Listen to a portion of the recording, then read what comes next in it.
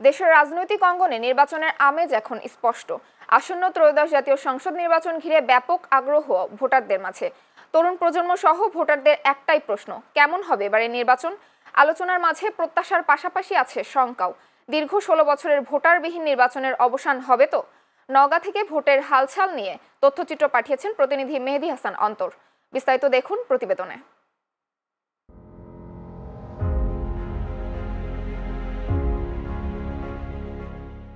উত্তরবঙ্গের বৃহত্তম জেলা নওগাঁ, যেখানে রয়েছে মোট 6টি সংসদীয় আসন। এর মধ্যে নওগাঁ সদর আসনে ভোটার সংখ্যা প্রায় 3,58,000।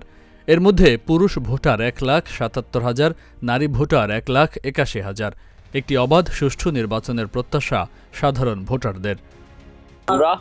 আমরা যদি এই ইলেকশনে যোগ্য প্রার্থী পাই, তাহলেই আমাদের দেশের এমনকি আমাদের এলাকার উন্নয়ন আমরা পাবো।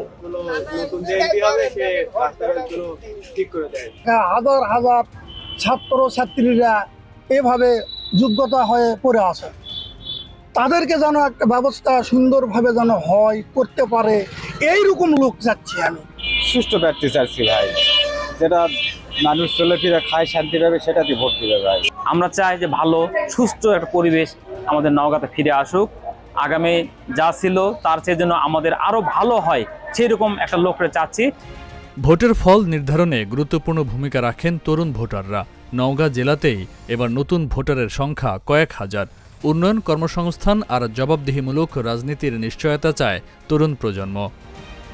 আমরা চাই যিনি এমপি হিসাবে আসুক, আমরা তার কাছে আশা রাখতে চাই এইবার অন্তত এগুলোর পরিবর্তন ঘটিয়ে নওগাঁ সদরকে আরও উন্নতি করবে, নওগাঁ সদরের আরও সুন্দর পরিবেশ ফিরিয়ে আনবে।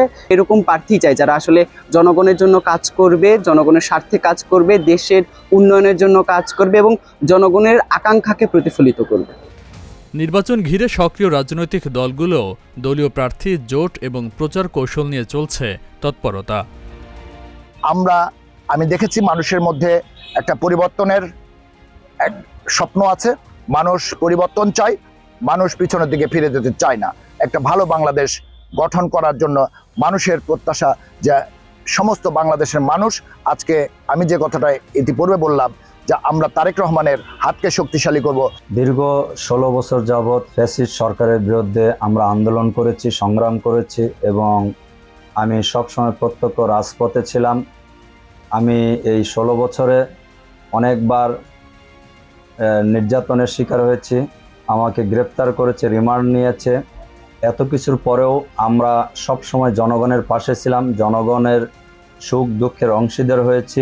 জনগণকে তাদের যে সমস্যাগুলো আমরা শুনেছি এবং সাধ্যমতো আমরা সেগুলো সমস্যার সমাধান করার চেষ্টা করেছি।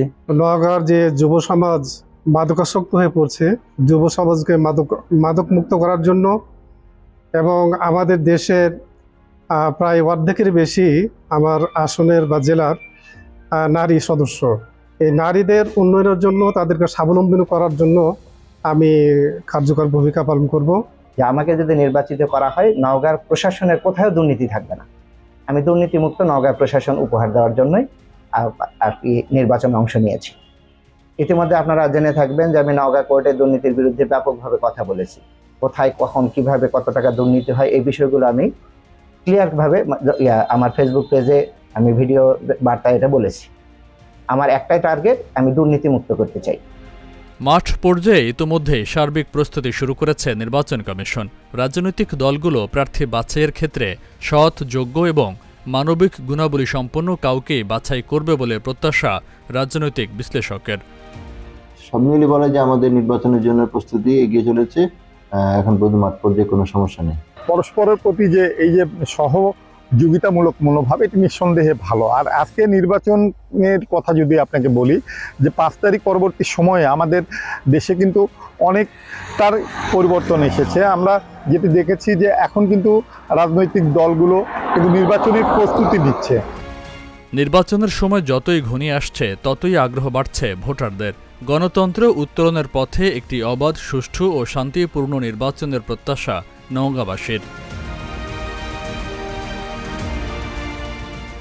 Faisal Mahmud, channel S news desk.